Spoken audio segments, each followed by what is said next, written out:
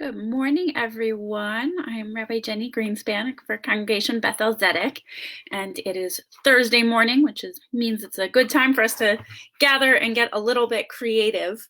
I'm going to wait a couple moments, see if any others would like to join us. Today, I'm going to teach us how to do embroidery on just a piece of cardstock. I'm using one that's already cut to a postcard shape, but any piece of cardstock or even a thicker cardboard might be able to get away with construction paper. I wouldn't suggest anything as thin as printer paper. We're gonna embroider a little bit using friendship bracelet string on some cardstock, and at the end we will have made a Mother's Day card because Mother's Day is coming up on this Sunday. It's also Teacher Appreciation Week, so if you'd rather make it for a special teacher in your life, that's also a good thing to do. So I'm going to give us a couple minutes, see if any others log on to join us. And this one actually does not need very many supplies, which is also nice.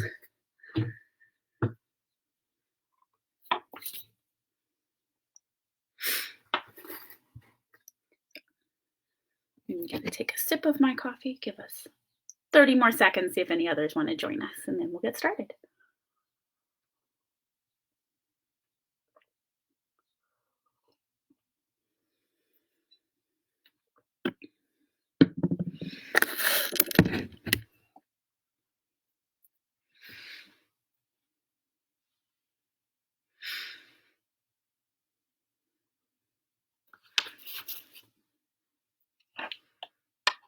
Okay, so I'm going to go ahead and get started. I'm going to first show you everything I'm going to use. Again, not that much.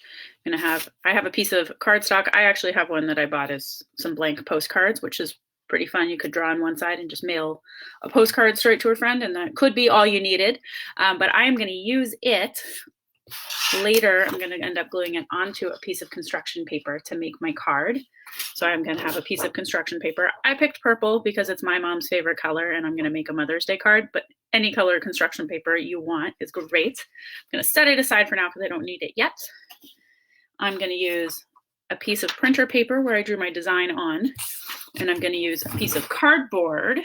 This is just an old piece of cardboard when we got some seltzer from Costco, whatever cardboard you have laying around, and that's really going to just be to protect the surface of your whatever table you're working from, because the next thing I'll use is a pin.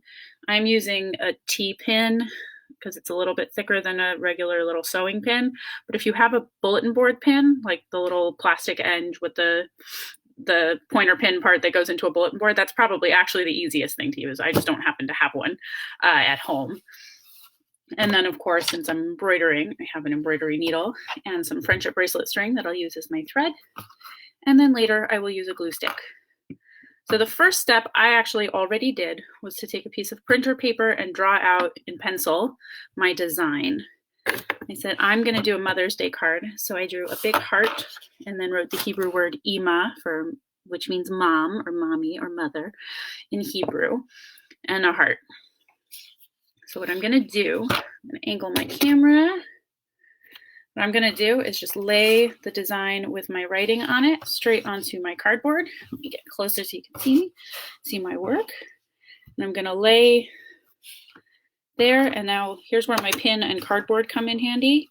I'm going to take my pin and I'm just going to poke holes all the way through, including through my cardstock on my design, all the way around my design, every little bit, maybe half a centimeter, every quarter inch, however long you want your embroidery stitches to be.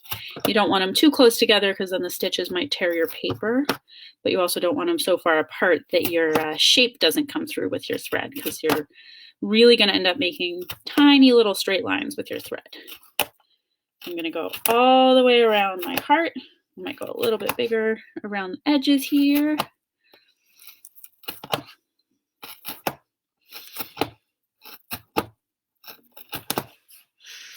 You see Jackie Goldstein says, happy birthday. Yes, it is my birthday. Thank you.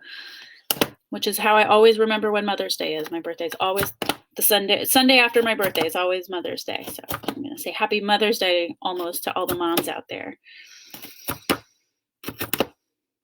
Moms are working extra hard right now, jobs and kids at home, or kids away that they're missing. Mom's working extra hard right now and deserve the love. In Judaism, it's always important to remember to say how much you care and love the people in your life. And remember to send them extra love. So we're going to do that right now for Mother's Day. If you are a kiddo working from home, living at home still, this is a great one to give your mom. If you're like me and you live far away from your mom, you need to mail the card. At the end, it'll probably take more than one stamp because it'll probably end up a little sick. This is also a good way to get a Mother's Day card that is just special from you and doesn't require going to the store and touching the cards that are there. Almost done with the heart, which is the longer piece. And again, the bulletin board push pins are probably better because my fingertips are feeling it with this thinner pin. So if you have a bulletin board pin, I would recommend using that for this step.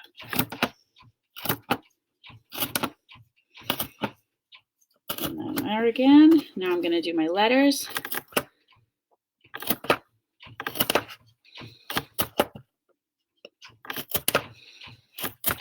My cat is knocking on the door. If you hear that, I apologize. She wants to come in and join in on the fun, but I am worried she'll get in our way and make it harder to do our crafts.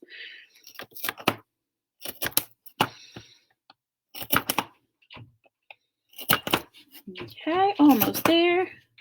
2, 3.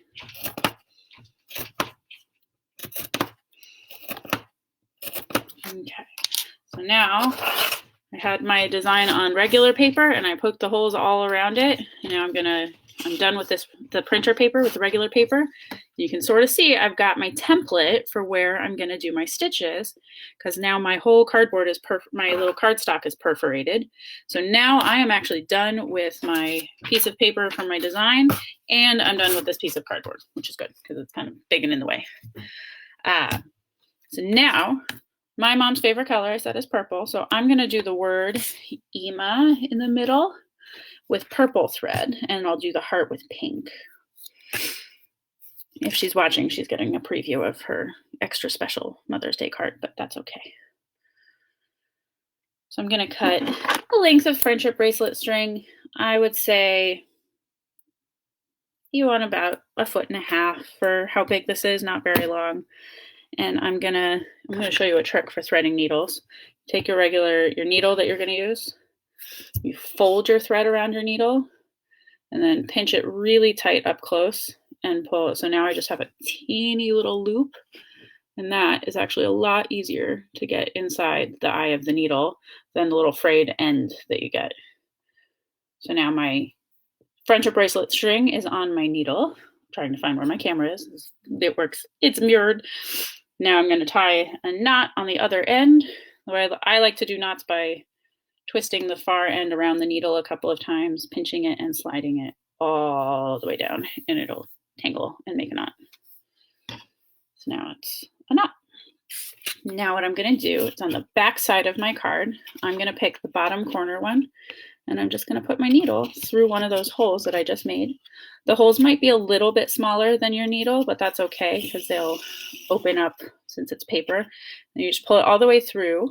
And you want to pull gently but tight. You want it to get taut, but you don't want it to get so tight that it tears your paper. Now I'm just going to go down the next hole. And then I'm now going to do something that's called a back stitch to make sure that there's, instead of, if I came back up here, which is what I'm going to do, and then went over here, I'd have an empty space right here. So what I'm going to do, it's called a back stitch, is I'm going to pick where I want the end of my next stitch to be and come there first. And now I'm actually going to pull it through again, and I'm actually going to go back to the hole that I just came out of before. So it'll go through that first hole 2 times, and now my stitches are touching each other. And now I'm going to do the longer leg of the olive. I'm going to come up. I'm going to do the same thing. I'm going to come back to the same hole again, and then the next one, come up.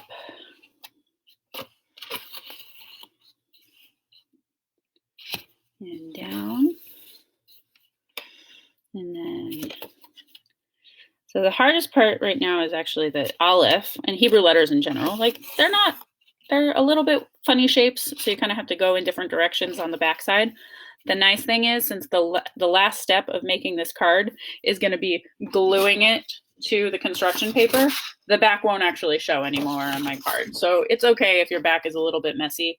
There's debate about that in the embroidery world, even if your back isn't going to show. I am fine with messy backs. Some people like to have the back of their work very, very neat.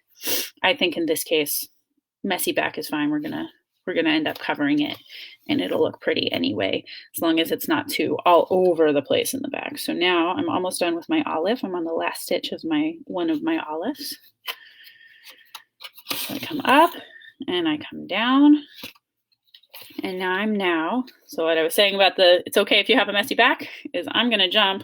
I'm in this stitch right now, and I'm going to jump all the way over here on the back, which on the back of my work does leave a line like that, but that's okay. It's not that big a deal. And then I'm down, and I'm going to go up and down.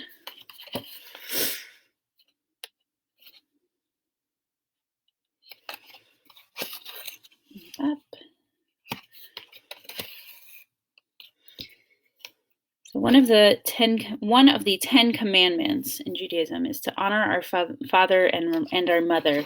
So I think that Mother's Day and Father's Day are actually, they might seem like just a regular American secular holiday, but they are based in our Jewish values as well. Our parents are our first teachers, our first people that love us the most, the people who are always there to take care of us when we're having a happy time and a sad time. It's a really important thing to remember, Mother's Day and Father's Day. So that's why I chose to make a Mother's Day card today. And after I finish the word Ima, I'll show you another trick for the stitches on a different style of stitch for the heart.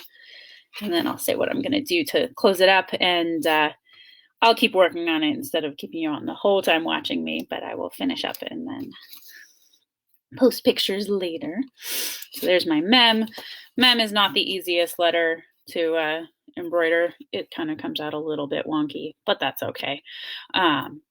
Again, this is showing love is the important part of this card, and making sure that we all take care of our moms. A lot of us have our moms taking care of us all the time, especially kiddos living at home right now. Whether you're normally living away, if you're a little bit of an older kiddo off in college, but back home, if you are still in school and home, and you know you're missing your friends from school, but your mom is doing a lot of extra time and love for you. So you want to make sure you honor her for Mother's Day this week too.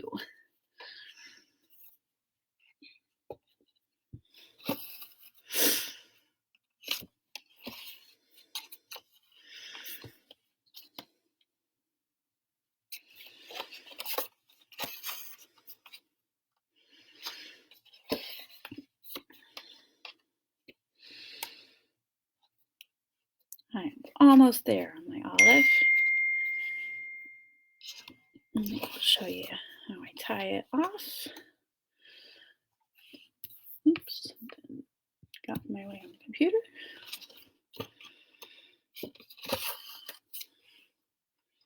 Okay, so here's my last stitch for the word Ima.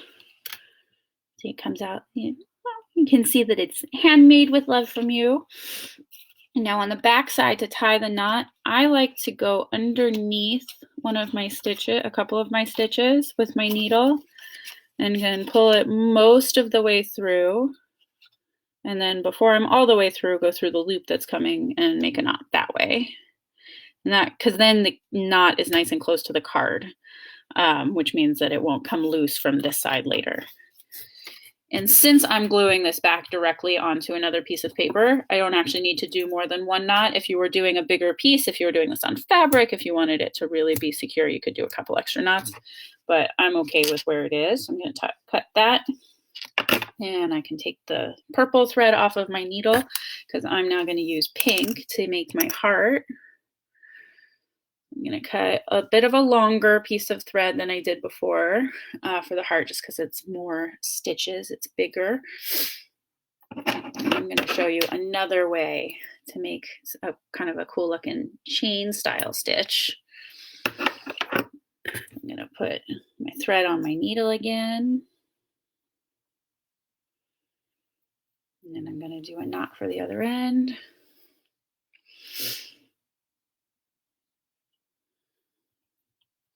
And I don't tie both ends of my threads together. I just let a piece hang where it's folded, because that means when I have a nice long piece of thread like this, what I can actually do is pull that just down a little bit further so it's not too long to pull with my hand comfortably.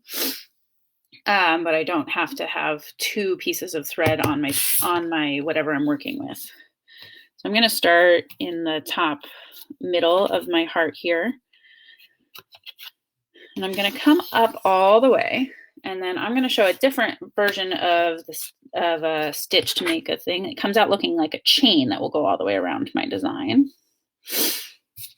If you don't like doing this one and you want to just do the straight back stitch, it's called back stitch the whole way, that's totally fine. And if you want to do it that way, you could actually even pencil your whole design onto the cardstock right away and do your holes instead of coming through the paper, the first paper that I used. So right now I just went up and back down the same hole, which normally if I go all the way, will of course just take my thread right back out of my hole. So I'm going to put it not all the way, just most of the way through the hole. And then I'm going to hold it in place with my thumb like that. And I'm going to go behind and I'm going to go back up the next stitch and have my needle come back up inside. I don't know if you can see it, inside the loop that I just made. And then I'm going to pull it. Then I'm going to pull it all the way to my slightly tight, not too tight because I don't want to tear my paper, but tight, and pull it so that the loop, now I have a loop covering the amount of space from that hole to the next hole. And then I'm going to do the same thing. I'm going to go back down the hole that I just came out of, hole number 2, almost all the way. I'm going to make that loop, and then I'm going to go in the next hole, up and inside the loop of thread still showing on my front, and then pull it all the way down. I'm going to do a couple just so you can see what that style looks like, and then I'll show you how I'll end my card, and then I'll do the rest of it off of the video.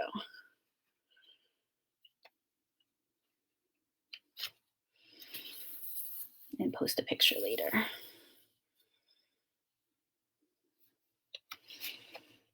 So we're gonna go up through one hole, up through a hole, catching the loop from the previous hole, and go back down through the same hole to make the next loop.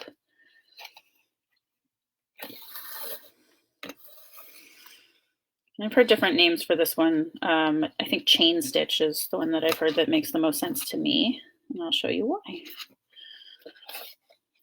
Oop, my thread is wanting to get wrapped all the way around my card here.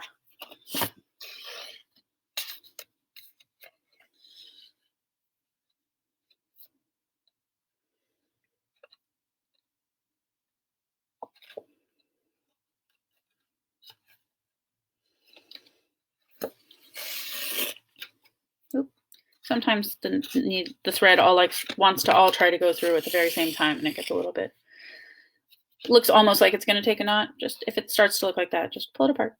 It'll be okay. And then, so this is called, I said it was called chain stitch, and that's because each of the little loops, oh, that one got a little bit looser than the others, but that's okay. Each of the little loops creates a little chain link from one to the next one. So that's why it's can be called chain stitch. So that's one of the ways we can kind of make do with what we have. I bet a lot of us have friendship bracelet string around. It's also a really good way to start exploring embroidery for yourself if you've never done it before. Embroidery is a really good craft for anybody interested in learning how to do needle crafts and thread crafts. Often, I think I learned how to embroider before I even learned how to knit and crochet. It's if you have bigger needles, especially, it's good for even as young as 6 or 7 with supervision. I would have dads involved if your 6 or 7-year-old wants to do the embroidery card. But once I finish, I'm not going to do the whole thing on camera right now, but once I finish the chain stitch all the way around the heart, I will then take my glue stick and put it on the back of the, so again, we get to hide this sort of messy back, and I will just glue it onto the piece of construction paper that I want to use for the card. If I want to cut down the card, I could. If I want to cut down the construction paper, I might, but I would still leave a little bit of a frame, and then I can fold it and write on the inside, and I will have a lovely Mother's Day card I can send to my mom. And if you live with your mom, easy way to, you can just hand it to her. If you do have to mail them, because of the thread on the cardstock, it might be a little thicker than a regular piece of postage, so you'd want to weigh it and make sure if you need extra postage to put an extra stamp on. So I hope we had fun creating this morning, and have a good Thursday of creativity and art. And I look forward to seeing everybody for our Shabbat candle lighting together as a community tomorrow evening, and all of our Shabbat Cineplex opportunities on Saturday morning, Torah Talk with me, Shabbat Chance Encounters with Ken and Melissa, and Havdalah hosted by Rabbi Dennis and Rabbi Sandy. And we will look forward to seeing one another through all of our different virtual activities, and I hope you all have a wonderful day. Enjoy the sunshine. Embroidery is a good craft you can take outside too. Enjoy the sunshine, and happy Mother's Day to all of the moms out there. I hope you are having a wonderful time with your kiddos at home, and I hope they remember to show you some good appreciation, because you do so much work for all of them and for all of us, and we all love the moms out there. So Shabbat Shalom soon, and happy Mother's Day soon too. Bye, everyone.